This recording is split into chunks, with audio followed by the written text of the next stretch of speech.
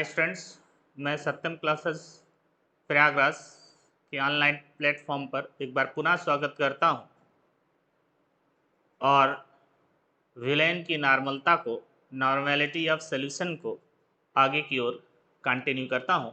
जैसा कि आपने देखा होगा कि इसके पहले के जो लेक्चर है उसमें मैं नॉर्मेलिटी में मिश्रित विलेन की नॉर्मलता कैलकुलेट करवा रहा था, यानी कि मिक्सचर की नॉर्मेलिटी को हम लोग कैलकुलेट कर रहे थे। उसी क्रम में आगे की ओर बढ़ेंगे और नॉर्मेलिटी को आज समाप्त करने की कोशिश करें। आइए स्टूडेंट्स देखते हैं।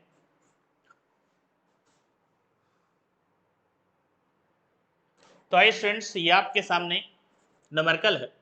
कहता है 12N H2SO4 के 15 ml, 12N H2SO4 के 15 ml, 10NaCl के 30 ml, 2NHNO3 के 10 ml व 3NNaOH के 100 ml को मिलाकर एक विलेन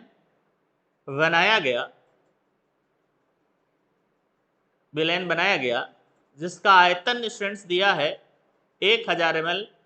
मिश्रण की नॉर्मलता ज्ञात कीजिए। पुनः एक बार पढ़ता हूं, ध्यान से सुनिएगा स्टूडेंट्स। कहता है 12NH2SO4 के 15 ml, 10NaCl के 30 ml, 2NHNO3 के 10 ml व 3NNaOH के 100 ml को मिलाकर विलयन का आयतन 1000 ml कर लिया गया। मिश्रण की नॉर्मलता ज्ञात कीजिए। तो स्टूडेंट्स आइए देखते हैं।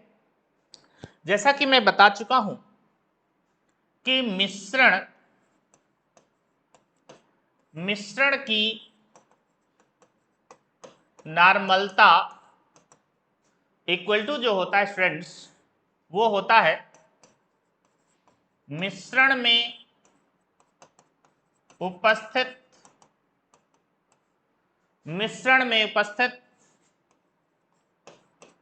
कुल मिली तुल्यांक, मिश्रण में उपस्थित कुल मिली तुल्यांक बटे मिश्रण का कुल आयतन। तो स्टूडेंट्स, इस न्यूमेरिकल में मिश्रित विलयन की नॉर्मलता को पूछ रहा है, तो सबसे पहले हमें जानना पड़ेगा कि अगर मिश्रण की नॉर्मेलिटी हमें फाइंड आउट करनी है, मिक्सर की नॉर्मेलिटी फाइंड आउट करनी है, तो उसका सूत्र क्या होता है। तो जैसा कि आप देख रहे हैं कि मिश्रण की नॉर्मलता इक्वल टू मिश्रण में उपस्थित कुल मिली तुल्यांक बटे मिश्रण का कुल आयतन। मतलब हमें मिश्रण में उपस्थित कुल मिली तुल्यांक निकालना पड़ेगा। अब आप कहोगे सर ये क्या होता है, तो आप समझ रहे हैं कि एक बीकर है। सपोज करिए ये बीकर है और इस बीकर में स्टूडेंट्स कई सारी चीजें मिला दी गई। जैसे कहता है 12N H2SO4 का 15 ml। मतलब स्टूडेंट्स इस बीकर में जो सबसे पहले लिया गया वो क्या लिया गया, 12N H2SO4 का 15 ml लिया गया। फिर इसी बीकर में स्टूडेंट्स 10NaCl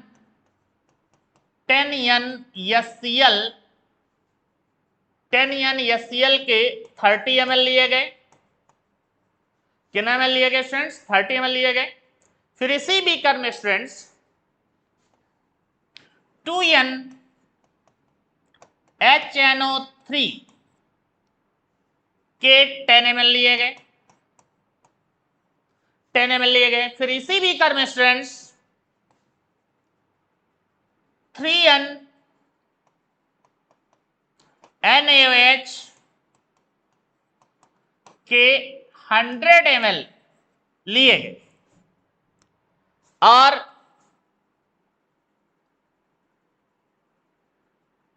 विलयन का कुल आयतन जो स्टूडेंट्स दिया है वो 1000 ml। तो आई स्टूडेंट्स इस बीकर में देखिए उन्होंने क्या ले लिया, सल्फ्यूरिक एसिड ले लिया। H2SO4 को क्या कहते हैं, सल्फ्यूरिक एसिड। इस बीकर में स्टूडेंट्स उन्होंने क्या ले लिया, HCl। HCl को क्या कहते हैं, हाइड्रोक्लोरिकम। इसी बीकर में स्टूडेंट्स उन्होंने क्या ले लिया, HNO3 नाइट्रिक एसिड ले लिया। और इसी बीकर में स्टूडेंट्स उन्होंने क्या ले लिया, NaOH ले लिया। मतलब इस बीकर में बहुत सारे पदार्थ स्टूडेंट्स उन्होंने ले लिए। अब वो कह क्या रहे हैं, अब उनका कहना यह है स्टूडेंट्स कि मिश्रण की नॉर्मलता ज्ञात कीजिए। और मैं बता चुका हूं कि यदि आपको मिश्रण की नॉर्मलता चाहिए तो पहले मिश्रण के कुल मिलितुल्यांक चाहिए। अब आप कहोगे कि सर मिश्रण के कुल मिलितुल्यांक निकाले कैसे जाए, तो स्टूडेंट्स मैं बता चुका हूं इसके पहले वाली क्लास में कि मिश्रण जिन पदार्थों से मिलकर के बना हुआ है उन सभी पदार्थों का मिलितुल्यांक निकाल लीजिए और बाद में सभी के मिलितुल्यांक को क्या कर दीजिए, जोड़ दीजिए। तो जो भी प्राप्त होगा वो क्या कहलाएगा, मिश्रण का कुल मिलितुल्यांक कहलाएगा। तो ये मिश्रण H2SO4 से बना है, ये मिश्रण HCl से बना है, ये मिश्रण HNO3 से बना है, ये मिश्रण NaOH से बना है, ये मिश्रण, तो इन सभी चीजों से मिलकर के बना है। तो सबसे पहले इन सभी के क्या निकाल लीजिए, मिलितुल्यांक निकाल लीजिए। अब मिलितुल्यांक निकालने के बाद इन सभी मिलितुल्यांकों को क्या कर दीजिए स्टूडेंट्स, जोड़ दीजिए, तो मिल जाएंगे आपको मिश्रण के कुल मिलितुल्यांक। ओके स्टूडेंट्स, तो आइए सबसे पहले निकालते हैं सभी के मिलितुल्यांक। और मिलितुल्यांक इक्वल टू क्या बताया स्टूडेंट्स, मैंने पदार्थ के मिलितुल्यांक इक्वल टू मैंने बताया पदार्थ की नॉर्मलता गुणे पदार्थ का आयतन। तो स्टूडेंट्स जैसा कि आप जानते हैं कि पदार्थ का मिलितुल्यांक इक्वल टू मैंने बताया है N इंटू वी। वी किसमें स्टूडेंट्स, ml में। N इंटू बी, बी क्या है, ml में। तो स्टूडेंट्स सबसे पहले जो हम मिलितुल्यांक निकालेंगे वो स्टूडेंट्स किसका निकालेंगे, H2SO4 का निकालेंगे। तो H2SO4 के मिलितुल्यांक equal to N into V. Friends अब आप खुद ही बताइए H2SO4 की नॉर्मलता कितनी दी गई है, 12 दी गई है। स्टूडेंट्स इसका आयतन कितना दिया गया है, 15 दिया गया है। अब स्टूडेंट्स इसको हमें क्या करना होगा, कैलकुलेट करना होगा कि कितना आ रहा है। तो 15 दूनी 30 स्टूडेंट्स, और 15 का नम 15 3 18, मतलब 180 मिलितुल्यांक आ रहा है। कौन, H2SO4 के इसमें कितने मिलितुल्यांक है, 180 मिलितुल्यांक। आप कहोगे सर कैसे, तो फिर से सुन लीजिए, H2SO4 का अगर मिलितुल्यांक चाहिए तो उसकी नॉर्मलता गुणे आयतन।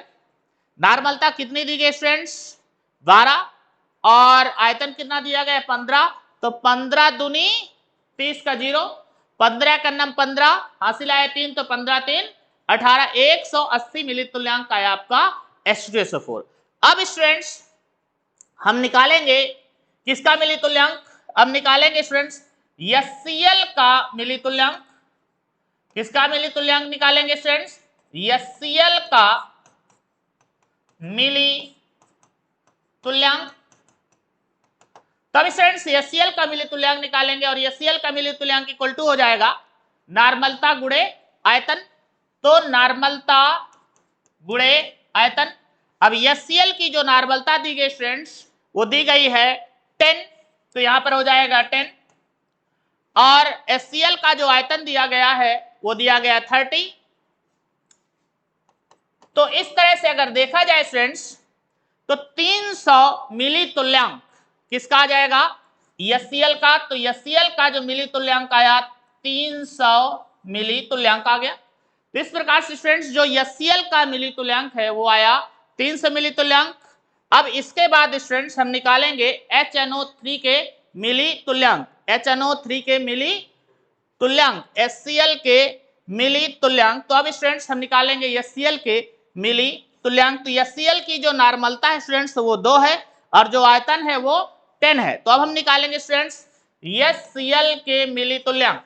तो HCl के मिली तुल्यांक इक्वल टू, फिर स्टूडेंट्स वही बात, HCl के मिली तुल्यांक यदि चाहिए, HCl के मिली तुल्यांक यदि चाहिए तो नॉर्मलता गुणे आयतन, नॉर्मलता गुणे आयतन। तो HCl के मिली तुल्यांक इक्वल टू नॉर्मलता गुणे आयतन। तो सबसे पहले हमें यह देखना होगा कि स्टूडेंट्स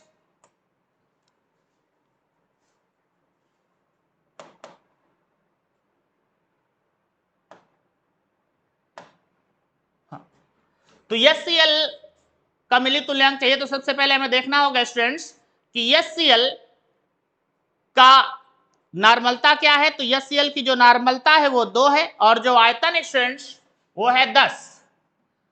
तो नॉर्मलता दी गई स्टूडेंट्स 2 और आयतन दिया गया है 10। इस प्रकार से स्टूडेंट्स HCl के जो मिली तुल्यांक आ जाएंगे वो आ जाएंगे 20। HCl आ गया 20 मिली तुल्यांक। इसके बाद स्टूडेंट्स अगर हम इस न्यूमेरिकल में देखने की कोशिश करें तो जो H2SO4 है वो भी अम्ल है, जो HCl है वो भी अम्ल है, जो HNO3 है ये भी अम्ल है। मतलब HCl क्या है, सॉरी HCl क्या है, हाइड्रोक्लोरिक अम्ल है। H2SO4 क्या है, सल्फ्यूरिक अम्ल है। और HNO3 क्या है, नाइट्रिक अम्ल है। तो ये तीनों के तीनों अम्ल थे जिसमें मैंने स्टूडेंट्स H2SO4 का जो मिली तुल्यांक निकाला वो 180 निकाला और जो HCl का मिली तुल्यांक निकाला वो 300 निकाला और HNO3 का जो मिली तुल्यांक निकाला वो स्टूडेंट्स निकाला कितना, 20। तो स्टूडेंट्स अब देखेंगे तो HCl के जो मिली तुल्यांक आए वो 20 आए। इसी प्रकार जो H2SO4 का मिली तुल्यांक आया स्टूडेंट्स वो 180 आया और जो HNO3 का मिली तुल्यांक आया स्टूडेंट्स वो आया कितना, HNO3 का जो मिली तुल्यांक आया वो आया 300। इस तरह से स्टूडेंट्स ये है आपका हाइड्रोक्लोरिक अम्ल, ये है आपका सल्फ्यूरिक अम्ल और ये है आपका नाइट्रिक अम्ल। मतलब देखे जाए तो ये तीनों अम्ल हैं और अम्ल के अगर मिली तुल्यांक को मैं टोटल जोड़ दूं तो 300 और 180 और 20 200, मतलब अम्ल के जो कुल मिली तुल्यांक है स्टूडेंट्स वो कितने हैं, 500 हैं। मतलब अम्ल के कुल मिली तुल्यांक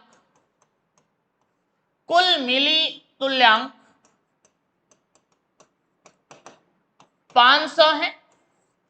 अब स्टूडेंट्स उसी बीकर में एक पदार्थ और मिला हुआ है और वो क्या है, NaOH। तो हम निकालेंगे NaOH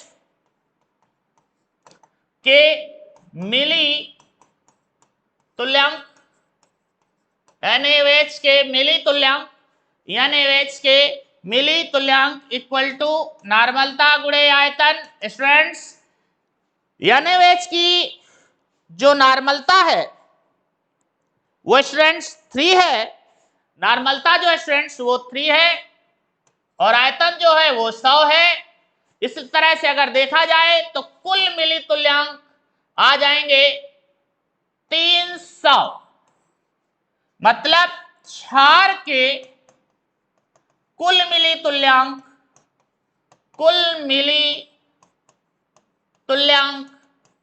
स्टूडेंट्स 200 है।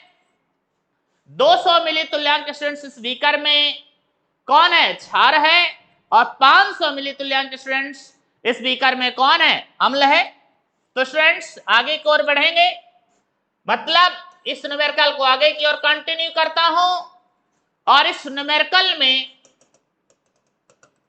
500 मिली तुल्यांक 500 मिली तुल्यांक 500 मिली तुल्यांक अम्ल के हैं और 200 मिली तुल्यांक 200 मिली तुल्यांक क्षार के हैं, 200 मिली तुल्यांक क्षार के हैं। स्टूडेंट्स आपने पढ़ा होगा कि यदि कहीं पर अम्ल और क्षार दोनों को क्या कर दिया जाए, मिला दिया जाए, तो उनके बीच क्या होता है, उदासीनीकरण होता है। एक दूसरे को क्या करते हैं, वो समाप्त करते हैं, एक दूसरे को क्या कर देते हैं, खत्म करते हैं। ठीक वैसा ही जैसा प्लस और माइनस। तो यहां पर 500 मिली तुल्यांक अम्ल के हैं और 200 मिली तुल्यांक क्षार के हैं। तो स्टूडेंट्स आप कहोगे चूंकि इस विलयन में अम्ल और क्षार दोनों उपस्थित हैं,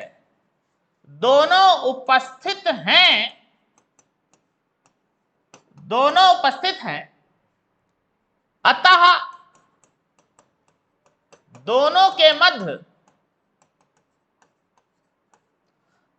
दोनों के मध्य उदासीनीकरण की क्रिया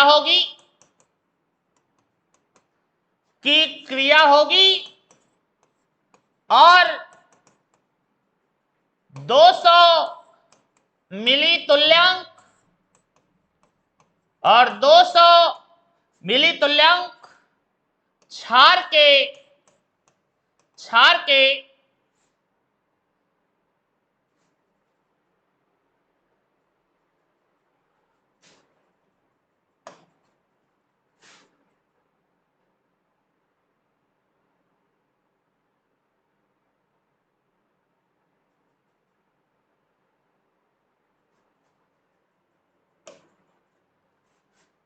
इस विलयन में अम्ल और क्षार दोनों के मिली तुल्यांक है। सॉरी फ्रेंड्स, यहाँ 200 नहीं है, यहाँ 300 है। तो 300 मिली तुल्यांक क्षार के हैं।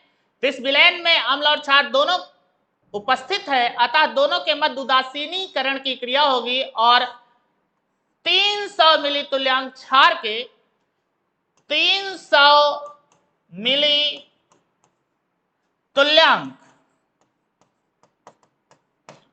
अम्ल को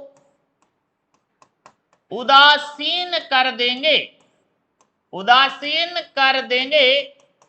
अतः विलयन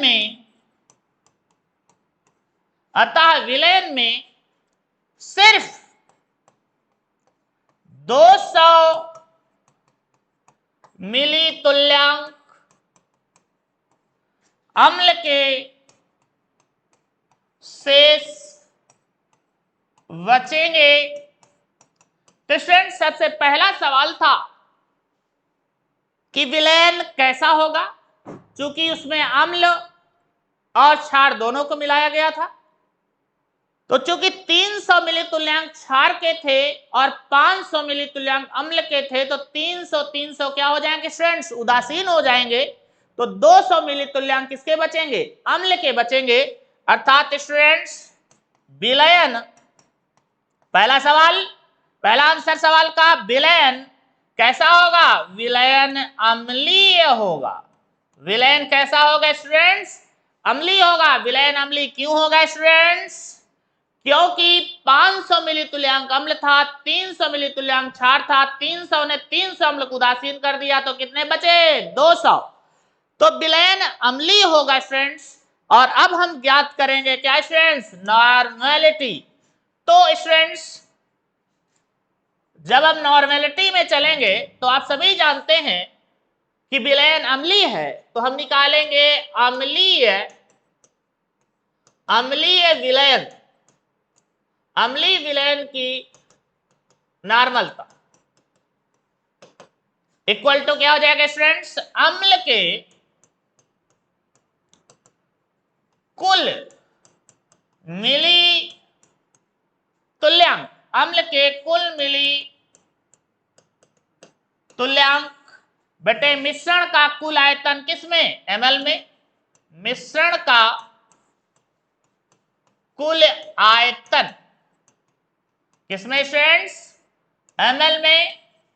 तो स्टूडेंट्स अम्ल के कुल मिली तुल्यांक कितने बचे हैं, 200। क्यों, क्योंकि 500 थे, 300 क्या हो गए उदासीन, तो कितने बचे स्टूडेंट्स 200। तो 200 बटे कितना हो जाएगा आयतन 1000 स्टूडेंट्स। ये जीरो इससे कैंसिल आउट हो जाएगा, ये जीरो इससे कैंसिल आउट हो जाएगा, कितना बचेगा स्टूडेंट 2/10। मतलब स्टूडेंट्स अब आपको भाग लगाना पड़ेगा, तो आप इसको अगर कैलकुलेट करेंगे तो आएगा 0.2n, मतलब विलेन की जो नॉर्मेलिटी आ गई, नॉर्मेलिटी ऑफ मिक्सर या नॉर्मेलिटी ऑफ मिक्स्ड सॉल्यूशन कितनी आ गई स्टूडेंट्स 0.2। तो स्टूडेंट्स एक बार इसको पूरा मैं रिवर्स करता हूं, जरा ध्यान से देखिएगा।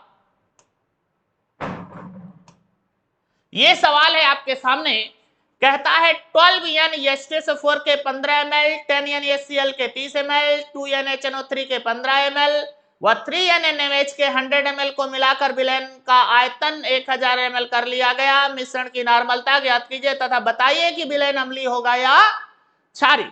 तो स्टूडेंट्स सबसे पहले आपको यह जानना चाहिए कि अम्लीय होगा या क्षारीय होगा, कैसे होगा। मिश्रण की नॉर्मलता निकालनी है तो कैसे निकलेगा, तो आपके सामने फार्मूला लिखा है, मिश्रण की नॉर्मलता इक्वल टू मिश्रण में उपस्थित कुल मिली तुल्यांक बटे मिश्रण का कुल आयतन ml में। किसमें स्टूडेंट्स ml में। अब स्टूडेंट्स सबसे पहले हमें मिश्रण के में उपस्थित कुल मिली तुल्यांक चाहिए। तो मिश्रण जिन पदार्थों से बना, सबसे पहले स्टूडेंट्स उनके मिली तुल्यांक निकाल लीजिए। तो पदार्थों का अगर मिली तुल्यांक निकालना है स्टूडेंट्स तो कोई बहुत बड़ा बात नहीं है, नॉर्मलता उसी पदार्थ की नॉर्मलता का उसी पदार्थ के आयतन से गुणा कर दीजिए, तो पदार्थ की क्या हो जाएगी, पदार्थ के क्या निकल जाएंगे, मिली तुल्यांक निकल जाएंगे। मतलब स्टूडेंट्स अगर आपको किसी भी पदार्थ का मिली तुल्यांक चाहिए तो नॉर्मलता गुणे आयतन। तो सबसे पहले स्टूडेंट्स हमने निकाला H2SO4, H2SO4 के मिली तुल्यांक। अब H2SO4 के मिली तुल्यांक चाहिए तो H2SO4 की नॉर्मलता चाहिए, जो कि कितनी दी गई है 12, और आयतन कितना दिया गया है 15। दोनों को कैलकुलेट किया तो 180 मिली तुल्यांक किसके आ गए H2SO4 के, यानी कि सल्फ्यूरिक एसिड के। फिर HCl का मिली तुल्यांक निकाला, तो HCl का यदि मिली तुल्यांक चाहिए तो नॉर्मलता गुणे आयतन। तो नॉर्मलता कितनी दी गई स्टूडेंट्स, नॉर्मलता दी गई स्टूडेंट्स इसकी 10, तो नॉर्मलता दी गई 10 और आयतन दिया गया 30, तो इसके मिली तुल्यांक आ गए 300। स्टूडेंट्स और भी आगे की ओर जब इसी क्रम में बढ़ेंगे तो HCl के मिली तुल्यांक आ गए कितने स्टूडेंट्स। अब HCl के मिली तुल्यांक चाहिए तो HCl की मिली तुल्यांक यदि आपको चाहिए तो नॉर्मलता गुणे आयतन। तो नॉर्मलता गुणे आयतन में नॉर्मलता कितनी दी गई स्टूडेंट 2 और आयतन कितना दिया गया 10, तो क्या आ गए कितने 20। मतलब H2SO4 का मिली तुल्यांक 180 आया, HNO3 का 300 आया और HCl का आया इतना।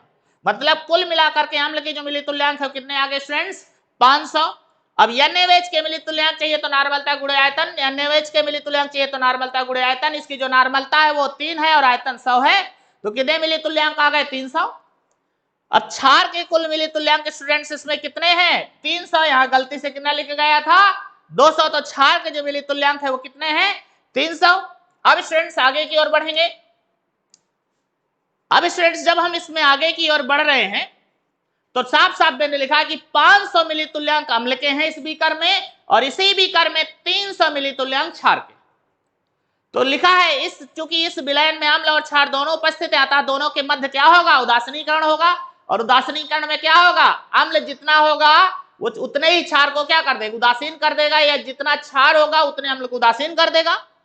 तो यहां पर स्टूडेंट्स विलयन में 200 मिली तुल्यांक, यहां पे स्टूडेंट्स 300 मिली तुल्यांक क्षार है, इसलिए क्षार 300 मिली तुल्यांक अम्ल को उदासीन करेगा, इसलिए सिर्फ 200 मिली तुल्यांक अम्ल के शेष बचेंगे। अर्थात सवाल में जो पूछा गया था तो पहला आंसर होगा कि स्टूडेंट्स विलयन कैसा होगा अम्लीय होगा। अब कहता है स्टूडेंट्स आगे की ओर बढ़ता हूं, कहता है अम्लीय विलयन की नॉर्मलता ज्ञात कीजिए। मतलब अगर वो विलयन अम्लीय है तो उसकी नॉर्मलता ज्ञात कीजिए, तो अम्ल के कुल मिली तुल्यांक बटे मिश्रण का कुल आयतन ml में। तो कुल मिली तुल्यांक कितने स्टूडेंट 200 और आयतन कितना 1000, इसलिए आएगा आयतन आंसर जो आएगा स्टूडेंट्स वो 0.2n। तो ये था स्टूडेंट्स मिश्रण की नॉर्मलता ज्ञात करने की तरीका। अब कुछ सवाल ऐसे होते स्टूडेंट्स कहेगा इतना नॉर्मलता का, या इस तरह कहेगा जैसे सवाल मैं आपको देता हूं और इसको आगे की ओर हम लोग कैलकुलेट करेंगे।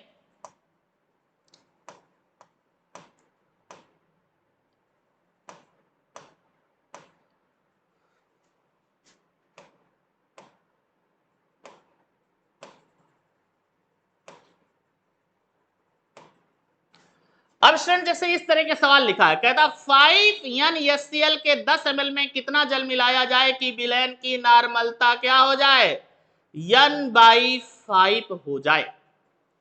कहता है स्टूडेंट्स, कहता है 5 NaCl के 10 ml में 5 NaCl के 10 ml में कितना जल मिलाया जाए कि विलयन की नॉर्मलता कितनी हो जाए, विलयन की नॉर्मलता कितनी हो जाए स्टूडेंट्स, N/5 हो जाए। मतलब स्टूडेंट्स कह रहा 5 NaCl के 10 ml में कितना जल मिलाया जाए। मतलब स्टूडेंट्स ये एक बीकर है, ये एक बीकर स्टूडेंट्स, और इस बीकर में HCl का एक सॉल्यूशन भरा गया है, HCl का एक सॉल्यूशन भरा गया है। इस बीकर में HCl का एक विलयन है और उस विलयन की जो नॉर्मेलिटी दी गई है वो स्टूडेंट्स 5 है, और जो आयतन दिया गया है, जो आयतन दिया गया है वो 10 है पहली अवस्था में। और दूसरी अवस्था में कह रहा कितना जल मिलाया जाए, कितना जल मिलाया जाए कि विलयन की नॉर्मलता कितनी हो जाए। दूसरी अवस्था में कहता कितना जल मिलाया जाए कि विलयन की नॉर्मलता N/5 मतलब 1/5 हो जाए। स्टूडेंट्स बड़ा सिंपल सा सवाल है। मान लिया गया इस बीकर में HCl का एक विलयन है जिसकी नॉर्मेलिटी 5 है और आयतन 10 है। तो कहता कितना जल मिलाया जाए। जब किसी पदार्थ का कोई विलयन लिया जाता है स्टूडेंट्स, यदि उसमें एक्स्ट्रा विलायक मिलाया जाएगा, जल मिलाया जाएगा, तो विलयन क्या हो जाएगा, तनु हो जाएगा। क्या हो जाएगा, तनु हो जाए। तो यदि ऐसे न्यूमेरिकल्स आपको दिए जाएं जिसमें कहे कि इस नॉर्मलता का इस बीकर में एक विलयन है और उसमें कितना जल मिला दिया जाए कि नॉर्मलता ये हो जाए, तो आपको तुरंत समझ जाना चाहिए कि अगर किसी विलयन में हम पानी मिला रहे हैं और एक्स्ट्रा, तो विलयन कैसा होगा, तनु होगा, पतला होगा, अर्थात डाइल्यूट हो जाएगा। और ऐसे पदार्थ कि अगर आपको नॉर्मलता पूछे तो फिर ऐसे पदार्थ की नॉर्मलता की जो काउंटिंग की जाती है स्टूडेंट्स, वो नॉर्मलता समीकरण से की जाती है, सॉरी तनुता समीकरण से की जाती है। किस समीकरण से की जाती है, तनुता समीकरण से की जाती है।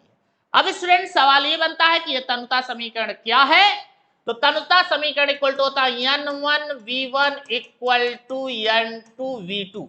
आप कहोगे सर ये क्या है, तो N1V1 क्या है, ये स्टूडेंट्स तनु करने, तनु का मतलब पतला करने, पतला करने का मतलब उसमें अधिक पानी मिलाने। तनु करने के पूर्व की नॉर्मलता और आयतन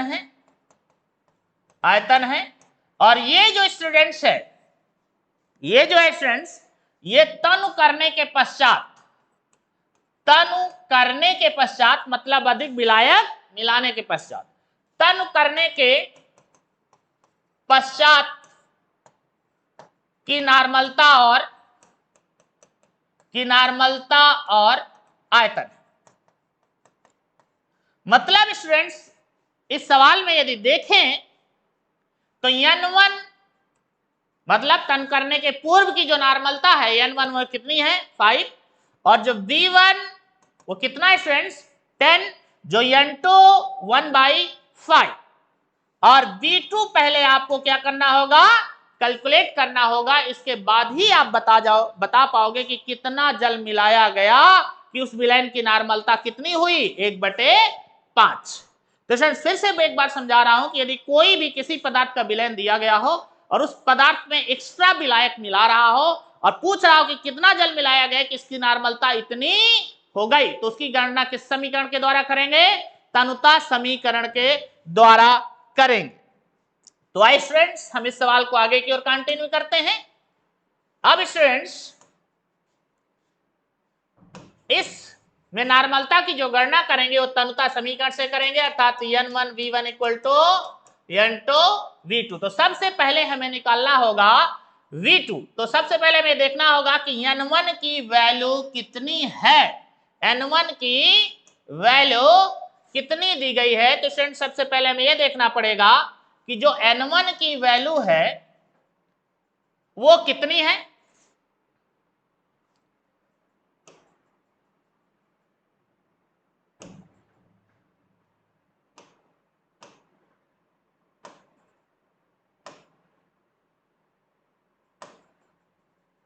तो स्टूडेंट्स जो N1 की वैल्यू दी गई है वो 5 दी गई है, B1 की वैल्यू जो दी गई है वो 10 दी गई है। तो आइए स्टूडेंट्स इसको आगे की ओर कंटिन्यू करते हैं। तो जो N1 की वैल्यू है वो 5 है और B1 की वैल्यू है वो 10 है। तो जो N1 की वैल्यू है स्टूडेंट्स, N1 की जो वैल्यू है वो 5 है, B1 की जो वैल्यू है वो 10 है और N2 की जो वैल्यू है स्टूडेंट्स वो 1/5 है। और B2 आपको कैलकुलेट करना है स्टूडेंट्स। तो ये था न्यूमेरिकल में, फिर से देख लेते हैं। N1 की जो वैल्यू है वो 5 है, B1 की वैल्यू जो है वो 10 है, N2 की वैल्यू जो है 1/5 है। तो आइए स्टूडेंट्स फिर से लगाते हैं। N1 V1 equal to N2 B2। N1 की वैल्यू कितनी है 5 है, B1 की वैल्यू कितनी है 10 है, N2 की वैल्यू कितनी है 1/5 है। अब हमें निकालना है क्या B2। तो स्टूडेंट्स बड़ी आसानी के साथ अगर मैं चाहूं तो इसे लिख सकता हूं 5 × 10 इक्वल टू V2/5। तो V2 इक्वल टू स्टूडेंट्स हो जाएगा ये कितना 5 × 10 × 5। तो V2 इक्वल टू हो जाएगा स्टूडेंट 10 पना 50 गुणे 5, 5 50 कितना हो जाएगा स्टूडेंट 25, मतलब 250 ml हो गया स्टूडेंट। से कितना ml हो गया 250 ml। B2 की वैल्यू आई 250 ml। लेकिन स्टूडेंट्स इसे आप ये नहीं कह सकते कि ये मिलाए गए जल की मात्रा है। दूसरा आयतन आया 250 ml। अब हमें चाहिए मिलाए गए जल की मात्रा। तो फ्रेंड्स मिलाए गए जल की मात्रा यदि आपको चाहिए तो मिलाए गए जल की मात्रा इक्वल टू हो जाएगा स्टूडेंट्स V2 माइनस V1। मतलब जितना आयतन दूसरा आया है उसमें से पहला वाला आयतन आपको घटाना पड़ेगा, तभी स्टूडेंट्स आपको पता चलेगा कि आपने कितना जल मिलाया। तो प्रारंभ में इसका आयतन कितना था स्टूडेंट 10 ml था, अब कितना हो गया 250 ml हो गया। इसका मतलब क्या हुआ कि पहले इस बीकर में जो आयतन था स्टूडेंट्स वो कुल कितना ml था 10 ml था, अब 250 ml है। तो हम क्या करेंगे मिलाए गए जल की मात्रा में से पहला वाला आयतन अर्थात जो पहले इसमें 10 ml था उसको घटा देंगे तो पता चलेगा कि हमने कितना जल मिलाया। तो मिलाए गए जल की जो मात्रा है स्टूडेंट्स वो क्या हो जाएगी 10 माइनस B2 माइनस मतलब 250 माइनस 10 यानी कि 240 ml। मतलब स्टूडेंट्स इसमें 240 ml जल हमने मिलाया, तब जाकर के नॉर्मलता उसकी कितनी हुई स्टूडेंट्स 1/5। तो ये सवाल था स्टूडेंट्स इसका। अगला वाला सवाल स्टूडेंट देखेंगे। इसी प्रकार मान लीजिए स्टूडेंट्स कोई और भी मैं सवाल लेता हूं। मान लीजिए स्टूडेंट्स मैंने ये सवाल लिया और उसमें लिखा है कहता है स्टूडेंट्स 4NaCl के 10 ml में कितना जल मिलाया जाए, कितना जल मिलाया जाए कि विलयन की नार्मलता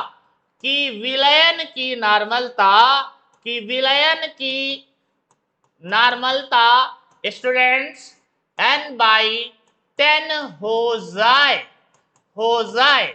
मतलब स्टूडेंट्स ये बीकर है आपका और इस पर HCl का एक सॉल्यूशन भरा गया है और इस HCl की सॉल्यूशन की जो नॉर्मेलिटी दी गई है वो दी गई है कितनी स्टूडेंट्स 4 और जो आयतन दिया गया है वो दिया गया है 10। कहता कितना जल मिलाया जाए कि विलयन की जो नॉर्मलता है वो कितनी हो जाए 1/10 हो जाए।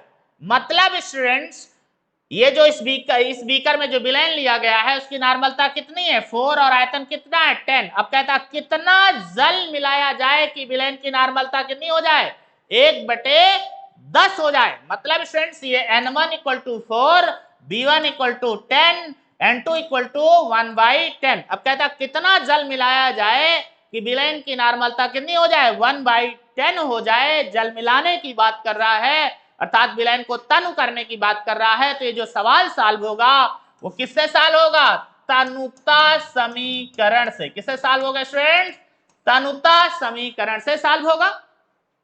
तो स्टूडेंट्स तनुता समीकरण क्या होता है, N1V1 = N2V2। N1V1 क्या है, N1V1 है स्टूडेंट्स तनु करने के पूर्व की नॉर्मलता और आयतन। N1V1 क्या है, तनु करने के पूर्व की नॉर्मलता और आयतन।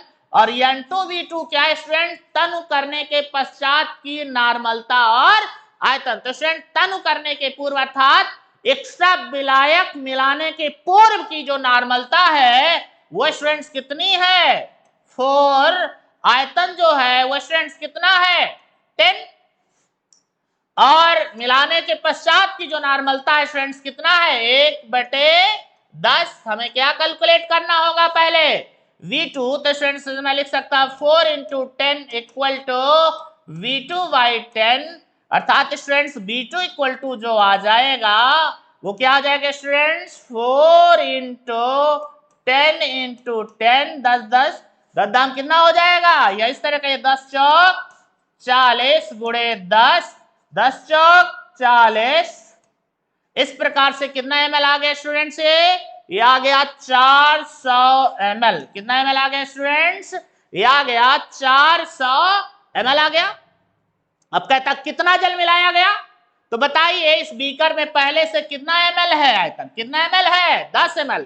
अब कितना हो गया 400 ml। तो क्या करना है आपको, पहले वाला जो 10 ml है हटा दीजिए, तो आपको पता चल जाएगा कि आपने कितना जल मिलाया। तो फ्रेंड्स मिलाए गए जल की मात्रा इक्वल टू हो जाएगा फ्रेंड्स V2 - V1। B2 की वैल्यू कितना है स्टूडेंट्स 400, B1 की वैल्यू कितना है स्टूडेंट्स 10, कितना हो जाएगा 390 ml। मतलब कितना जल मिलाया गया 390 ml। अब स्टूडेंट्स आप और भी सवाल बना सकता है, कैसे सवाल बना सकता है इसी पर, तो आइए स्टूडेंट्स एक सवाल और देख लेते हैं, फिर नॉर्मलता को आगे की ओर बढ़ाते हैं। मान लो स्टूडेंट्स कहता है 5m HCl के 20 ml में 5m HCl के 20 ml में कितना जल मिलाएं कि विलयन की मोलरता 1/5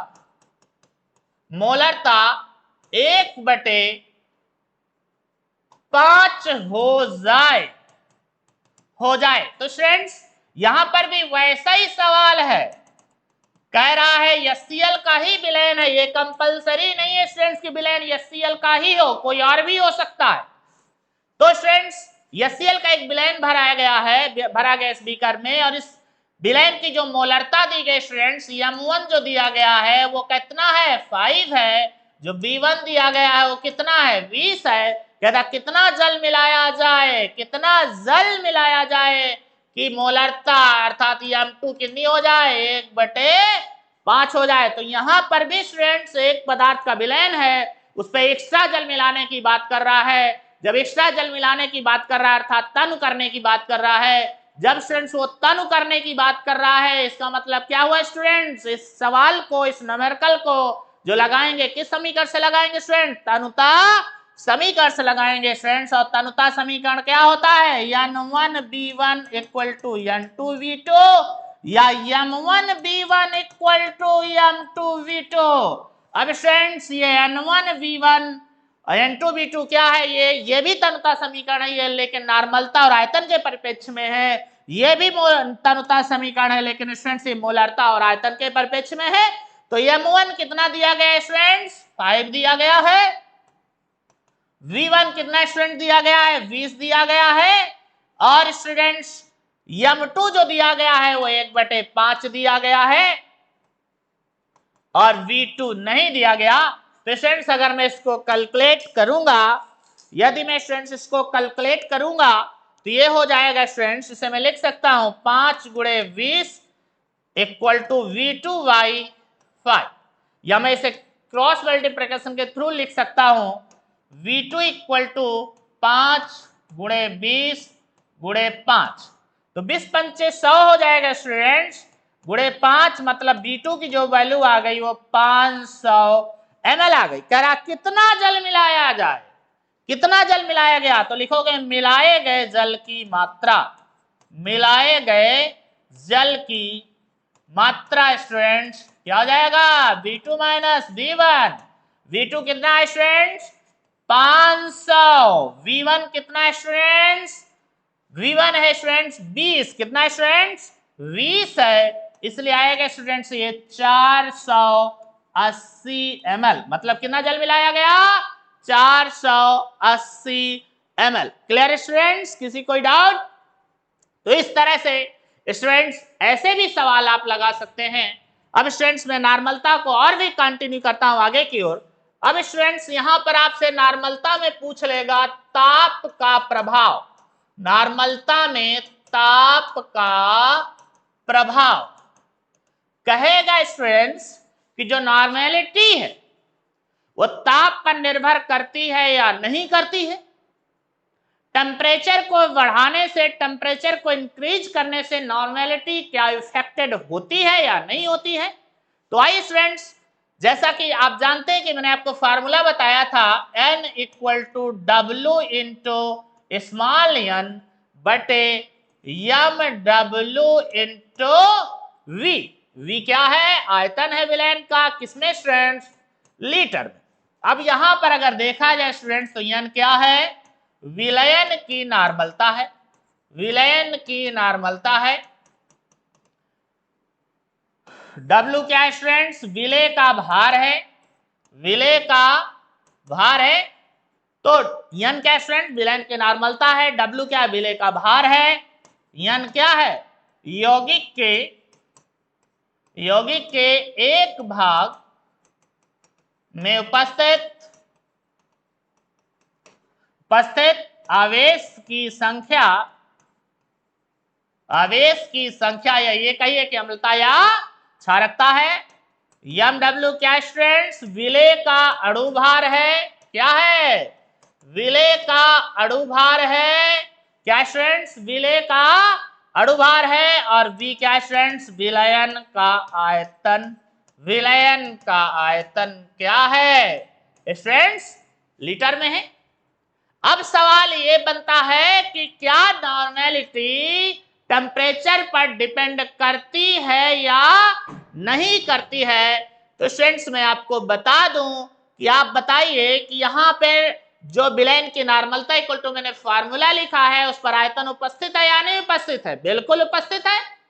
और स्टूडेंट्स आप जैसा कि जानते हैं कि जब हम टेम्परेचर को क्या करते हैं, बढ़ाते हैं, टेम्परेचर को अगर स्टूडेंट्स हम बढ़ाते हैं तो आयतन भी क्या हो जाता है स्टूडेंट्स, बढ़ जाता है। टेम्परेचर को बढ़ाने से आयतन क्या हो जाएगा, बढ़ जाएगा। तो स्टूडेंट्स जब हम टेम्परेचर को बढ़ाएंगे तो जो आयतन होगा अर्थात ये वैल्यू क्या कर जाएगी स्टूडेंट्स, इंक्रीज कर जाएगी। क्या कर जाएगी स्टूडेंट्स, इंक्रीज कर जाएगी।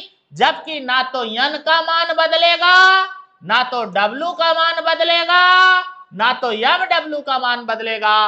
अर्थात ये तीनों वही हैं जो पहले रहेंगे, लेकिन टेम्परेचर को बढ़ाने से V की वैल्यू क्या हो जाएगी, बढ़ जाएगी। और N एंड B मतलब नॉर्मेलिटी और वॉल्यूम यानी कि नॉर्मलता और आयतन एक दूसरे के क्या है, व्युत्क्रमानुपाती हैं। तो यदि आयतन बढ़ेगा तो नॉर्मलता क्या हो जाएगी स्टूडेंट्स, घट जाएगी। इससे सिद्ध होता है कि स्टूडेंट्स नॉर्मलता ताप पर निर्भर करती है और ताप को बढ़ाने से जो नॉर्मलता होती है वो क्या हो जाती है स्टूडेंट्स, घट जाती है। और स्टूडेंट्स इसी बात को हम एक सवाल के माध्यम से भी जरा देख ले तो और अच्छा होगा। सपोज करिए स्टूडेंट्स हमारे पास एक सवाल है, कहता है फ्रेंड्स 4.0 ग्राम NaOH को जल में घोलकर विलयन का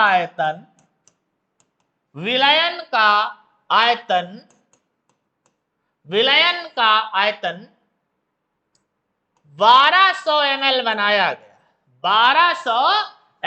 बनाया गया। विलयन की नॉर्मलता ज्ञात कीजिए। यदि ताप में परिवर्तन कर दिया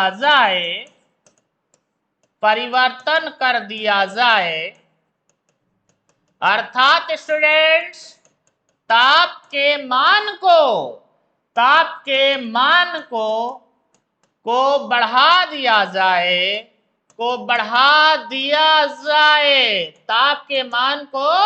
बढ़ा दिया जाए तो विलयन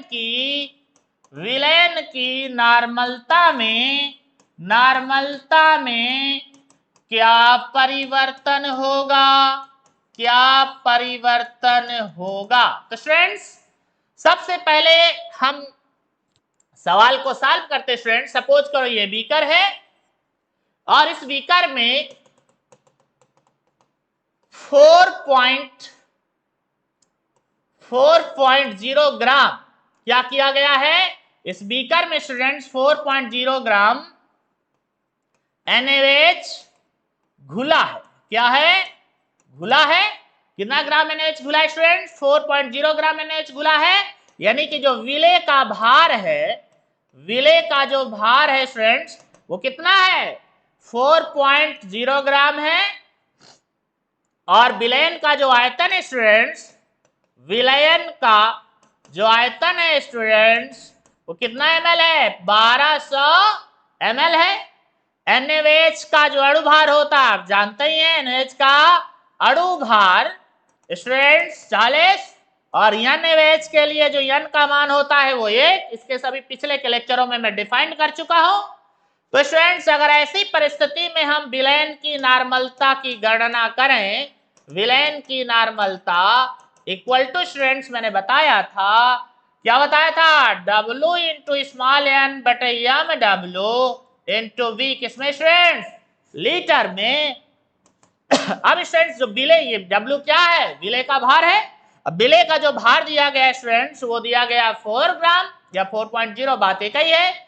N की जो वैल्यू स्टूडेंट्स 1 है। अब MW अर्थात जो अणु भार स्टूडेंट्स वो 40 है और जो आयतन दिया गया स्टूडेंट्स वो 1200 है ml है। हमें लीटर में कन्वर्ट करना होगा अर्थात 1000 से भाग देना। अब स्टूडेंट्स अगर इसको देखेंगे तो हो जाएगा 4 इंटू 1000 y 40 इंटू 1200, यही ना स्टूडेंट्स। अब 0 से ये कैंसिल, इस 0 से ये कैंसिल, इस 0 से ये कैंसिल स्टूडेंट्स। अब नीचे क्या बचा स्टूडेंट्स? 12, तो 4 तिहाई 12 बचा स्टूडेंट, 4 तिहाई 12 और इस तरह से ये हो जाएगा स्टूडेंट्स। नीचे भी अभी और 4 बटा है अर्थात 1/12।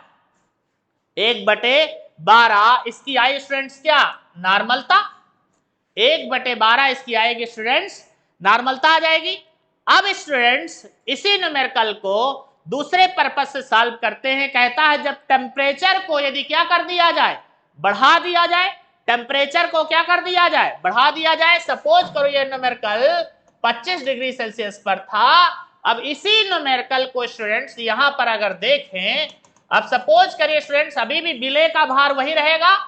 विलेय का भार स्टूडेंट्स, विलेय का जो भार आएगा वो अभी भी कितना ग्राम रहेगा? 4 ग्राम।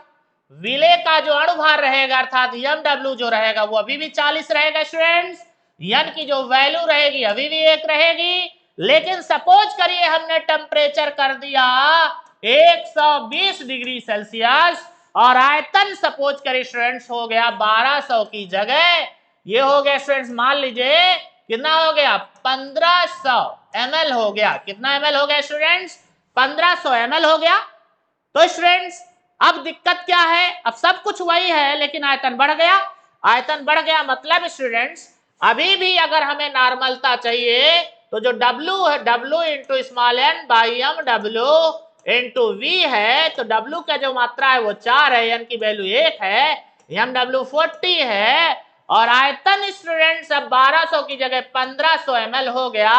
ml है लीटर में कन्वर्ट करेंगे 1000 से भाग देंगे अर्थात student 4 into 1 into 1000 by 40 into 1500। अब स्टूडेंट्स देखिए सब कुछ ही वही है, 4 भी वही है, 40 भी वही है, 1000 भी वही है, लेकिन 1200 की जगह अब हो गया 1500, मतलब आयतन बढ़ गया। जब आयतन बढ़ गए स्टूडेंट्स तो अब देखना है तो देख ही लीजिए। तो स्टूडेंट्स ये जीरो से ये जीरो कैंसिल आउट हो जाएगा, इससे ये कैंसिल आउट हो जाएगा और ऊपर हो जाएगा स्टूडेंट्स 4, नीचे भी हो जाएगा स्टूडेंट्स 4 और क्या हो जाएगा 15। तो 4 से 4 कैंसिल हो जाएगा अर्थात 1/15। तो पहले आया स्टूडेंट्स, पहले कितना आया था स्टूडेंट्स? पहले जो आया था, पहले आया स्टूडेंट्स 1/12 नॉर्मलिटी और अब आई 1/15। तो स्टूडेंट्स पहले जो नॉर्मलता आई थी वो 1/12 और अब आई 1/15। तो सिंपल सी बात है, ये डाटा क्या है स्टूडेंट्स? बड़ा है और ये डाटा क्या है स्टूडेंट्स? छोटा है। मतलब टेम्परेचर बढ़ाने पर नॉर्मलता क्या हो रही स्टूडेंट्स? घट रही है। धन्यवाद स्टूडेंट्स। अगर ये वीडियो आपको पसंद आया हो तो लाइक करें, सब्सक्राइब करें और शेयर करें। Thank you.